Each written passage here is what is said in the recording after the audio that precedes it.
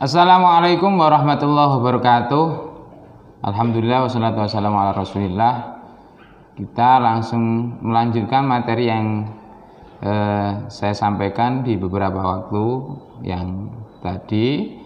Kita beranjak pada berpikir kritis, ya teman-teman, rekan-rekan, Bapak Ibu guru yang kami hormati, dan juga utamanya peserta didik baru yang pada saat ini dapat terus semangat untuk melaksanakan kegiatan belajar. Nah, pada kesempatan kali ini sangat penting untuk mengenal berpikir kritis, ya. Agama Islam memerintahkan manusia untuk selalu berpikir, ya. Melalui Al-Qur'an, Quran surat Saba ayat 46 memerintahkan bahwa sesungguhnya Aku hendak memperingatkan kepadamu suatu hal saja, yaitu supaya kamu menghadap Allah dengan ikhlas, berdua-dua atau sendiri-sendiri, kemudian kamu berpikir. Ini salah satu landasan mengapa manusia diperintahkan untuk berpikir, ya. Kemudian di riwayat hadis disebutkan, berpikirlah kalian tentang makhluk Allah dan jangan kalian memikirkan Allah. Kamu akan rusak, kalian akan rusak. Jadi perintahnya berpikir itu wajib, namun ada hal-hal yang tidak boleh dipikirkan. Pikirkan zat Allah misalkan, maka itu hal yang sangat sia-sia. Kemudian di sisi lain berpikir adalah fitrah manusia. Ya, berpikir adalah fitrah, sesuatu yang pasti bagi manusia. Karena berpikir itu merupakan upaya yang otomatis muncul dari dalam diri manusia, tidak bisa dielak. Ya, kita sebagai makhluk yang dibekali dengan pikiran, akal, maka kita pasti akan berpikir, dan kadang juga bisa atau sulit dialihkan. Kemudian berpikir adalah kewajiban agama yang dalam hal ini dituntut untuk sungguh-sungguh berpikir, tanggung jawab, dan memberikan manfaat, ya. Kalau berpikir ya sekalian sungguh dan memiliki rasa tanggung jawab, dan pada akhirnya akan menumbuhkan manfaat.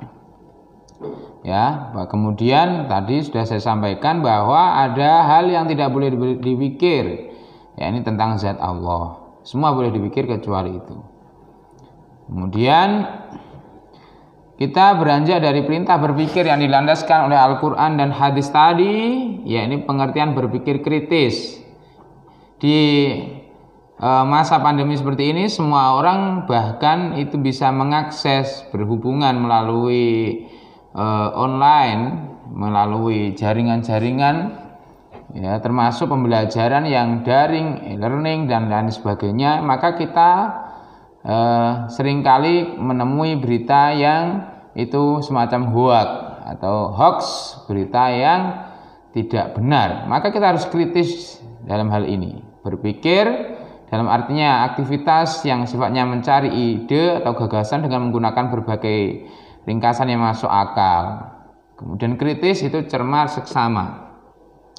Dalam pengertiannya yang utuh, berpikir kritis adalah proses di mana seseorang dituntut untuk menafsirkan dan mengevaluasi informasi.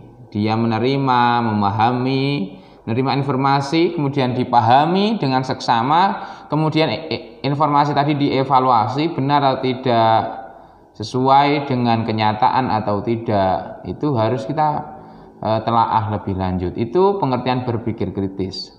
Selanjutnya dalam berpikir kritis itu ada tuntutan. Yang pertama, dalam berpikir kritis seseorang dituntut untuk kritis, ya, dengan tujuan ia tidak salah dalam menerima dan menyampaikan informasi, ya, yang ia peroleh dan yang akan ia sampaikan. Kemudian ada lagi berpikir kritis itu dalam maknanya juga mendalam, sistematis, perlahan. Kemudian ciri pemikir kritis, kalau kalian termasuk golongan ini, maka kalian dianggap sebagai pemikir yang kritis. Ciri pertama adalah sistematis, alur pikirannya berurutan, ya, runtut. Ya, kalau berbulak-balik itu namanya tidak sistematis. Kemudian logis, masuk akal. ya. Masuk akal itu ya bisa diterima oleh akal. Contohnya masuk akal itu ya bumi ini ada karena ada yang menciptakan. Kemudian objektif, berbicara pada objek, tidak boleh kamu subjektif. Yang kita lihat adalah objeknya, ya. Tidak asal-asalan dari subjektif kemudian mengalihkan satu topik dengan semau kita. Kemudian contoh pemikir yang kritis itu cirinya adalah tidak mudah percaya dengan informasi yang beredar, selalu cek, tabayun, ya, cek, merecek informasi dengan seksama dan teliti. Kemudian terbuka pada kritik. Kalau mungkin informasinya kamu kurang utuh, dikritik ya jangan merasa benar sendiri, ya. Kita harus menerima kritik karena itu adalah contoh pemikir yang kritis. Kemudian selalu menimbang baik, buruk, manfaat dan tidak. Apa yang kita pikirkan itu bermanfaat atau tidak, apa yang kita peroleh dan yang akan kita sampaikan itu bermanfaat atau tidak. Ya, kita ingat bahwasanya sebaik-baik orang yang beriman itu adalah yang memberikan manfaat. Nah, apa yang kita peroleh itu belum tentu bermanfaat bagi orang lain. Apa yang kita terima itu belum tentu bermanfaat bagi orang lain. Ya, maka dari itu kita harus menimbang. Kemudian ada keuntungan berpikir kritis.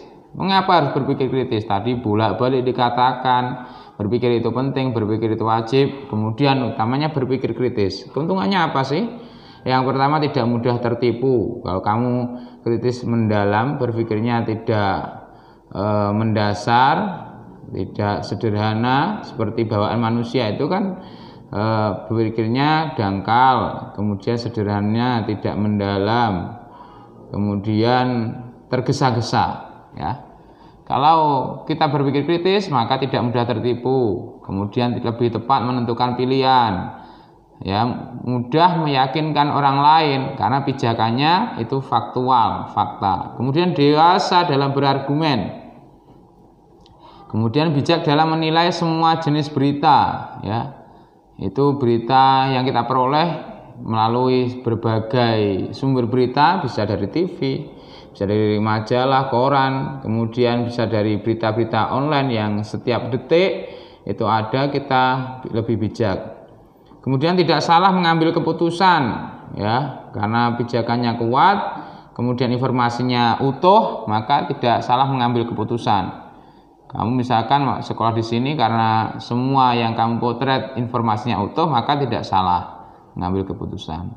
Kemudian tidak mudah terpengaruh, ada teman mempengaruhi, mari kita melakukan tindakan yang buruk. Kita dengan mengetahui, berpikir yang cerdas dan kritis, tidak terpengaruh oleh hal-hal semacam itu, yang utamanya hal yang sudah kita ketahui merugikan. Kemudian percaya diri, ya. Kemudian memiliki banyak alternatif jawaban, ide-ide kreatif. Karena pikirannya kritis pasti menumbuhkan kreativitas. Selalu bisa mengambil keuntungan di dalam kehidupan. Mudah, yang terakhir mudah memahami sudut pandang orang lain. Ya, orang lain memiliki sudut pandang yang berbeda dengan kita. Karena kepala sama berambut, pemikiran beda atau kecerdasan beda. Kemudian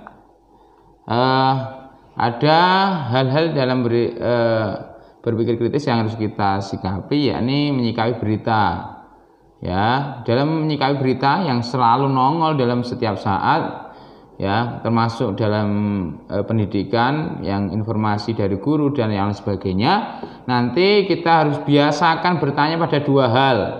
Pertama, pahami istilah, definisi, ya, per kalimat per kata yang disampaikan. Misalkan seseorang menginterpretasi suatu teks, apa interpretasi? Harus kamu pahami, menafsirkan artinya. Kemudian yang kedua, pahami konteks berita. Definisinya sudah tahu, per kata tahu, paham secara utuh per kalimat, pesannya, inti pesannya, harus juga mengetahui konteksnya, ya. Misalkan ada informasi hari ini Bapak Ibu guru makan pagi, walimah, maka itu konsumsi guru bukan untuk kamu. Jadi itu tidak boleh kamu dalam konteks itu, dalam lingkup itu untuk kamu sendiri, ya. Ada konteks atau ruang lingkup yang membatasi tentang apa berita, kemudian mengapa bisa seperti itu beritanya, keadaan yang mempengaruhi berita itu seperti itu, kenapa, ada motif-motif apa. Kemudian ada beberapa jenis informasi yang harus kita ketahui juga. Informasi yang benar dengan bersifat positif, negatif. Ada sesuatu yang benar itu disampaikan kadang memberi pengertian positif, ada negatif, ada yang serius, ada yang candaan. Kemudian informasi yang salah, baik disengaja namanya dusta atau tidak disengaja keliru, ya. Yang terakhir adalah informasi yang omong kosong, ya. Hal-hal yang tidak dapat dimengerti dan dipahami. Itu. Kemudian ada pesan penting yang harus kita ingat dalam agama, karena kita di madrasah harus ingat ini. Pesan pentingnya apa? Harus selalu bertabayun akan berita. Artinya kita harus memahami dengan benar konteks beritanya, kemudian definisi, pengertian, pemahaman dalam satu berita, kemudian selalu mengecek sumber yang kredibel, yang dapat dipercaya, dan juga selalu meninggalkan hal-hal yang menimbulkan musibah dan penyesalan di kemudian hari. Kamu share berita yang tidak benar, kamu dipenjara, dan orang tua kamu akan menangis terseduh-seduh. Kemudian itu dalam surah Al-Hujurat seperti itu, ayat 6, perintahnya untuk selalu bertabayun, cek dan dicek. Kemudian biasakan bertanya informasi yang diketahui. Ya, utamanya kita harus juga meyakini yang menyampaikan berita itu orangnya termasuk orang yang dipercaya atau tidak. Nah, ini bagi kamu sekalian, berpikir kritis bagi siswa itu, ya, sangat penting. Pentingnya di mana? Nah, akan meningkatkan, akan merangsang penalaran kognitif, kemampuan kita dalam memahami, ya. Dalam berpengetahuan itu sangat penting penalaran kognitif. Kemudian berpikir kritis diperlukan karena dalam proses belajar kita dapat mengembangkan ide pemikiran terhadap permasalahan yang dapat di dalam pelajaran. Jadi kita dapat mengembangkan dengan berpikir kritis. Kamu misalkan belajar satu teori matematika, kamu bisa buat teori sendiri, ya. Bisa mengembangkan rumus-rumus sendiri. Itu cara berpikir kritis. Dan juga utamanya ketika kamu memahami penjelasan dari guru, kamu dapat lebih mampu untuk mengembangkan pada pemahaman-pemahaman yang terkait, ya, integrasi dan interkoneksi. Kemudian cara melatih siswa, ya, ini cara melatihnya berpikir kritis itu bagaimana? Utamanya dalam memandang satu informasi, yaitu menerima dan menyortir informasi dengan selektif, ya, memperkaya bacaan. Ini kamu harus banyak membaca, karena bacaan itu sangat penting. Semakin seseorang banyak membaca, maka wawasannya semakin luas. Kalau luas wawasannya tidak mudah dibodohi, ya. Kemudian jangan gegabah mempercayai suatu berita, apalagi yang meragukan, ya. Jangan tergesa-gesa, pokoknya dibaca dulu, dibaca berulang-ulang, kemudian dibandingkan dengan sumber lain, ya, itu sangat penting. Kemudian kenali sumber informasi yang akurat, ya, jangan asal-asalan kamu comot dari berita, apalagi kamu ikuti media sosial, misalkan jejaring sosial WhatsApp, Facebook, atau Telegram. Banyak informasi yang di situ sering dibagikan tanpa dengan kemampuan dan keterampilan membaca. Malas orang membaca. Memang kita harus meningkatkan, ya, dari budaya baca kita harus terus kita tingkatkan sehingga kita menjadi orang yang berwawasan luas dan menjadi orang yang bijaksana. Kemudian yang terakhir, baca dengan kritis, terima dan kritis. Bacanya kritis, menerima informasinya dengan kritis, memahaminya dengan kritis, ya. Ya, kemudian pastikan beritanya bukan hoax, ya. Itu beberapa yang dapat saya sampaikan bagaimana pentingnya berpikir kritis dan terkait informasi yang kita terima dan yang kita pahami atau yang akan kita sebarkan. Demikian materi pada kesempatan kali ini, semoga bermanfaat. Jangan lupa banyak membaca, cermati berita yang masuk, pahami dengan seksama. Kemudian jangan mudah menyebarkan tanpa dilandasi dengan informasi yang akurat, kemudian tanpa didasari dengan sumber-sumber yang dapat dipercayai. Demikian, ada kurang lebihnya saya mohon maaf. Assalamualaikum warahmatullahi wabarakatuh.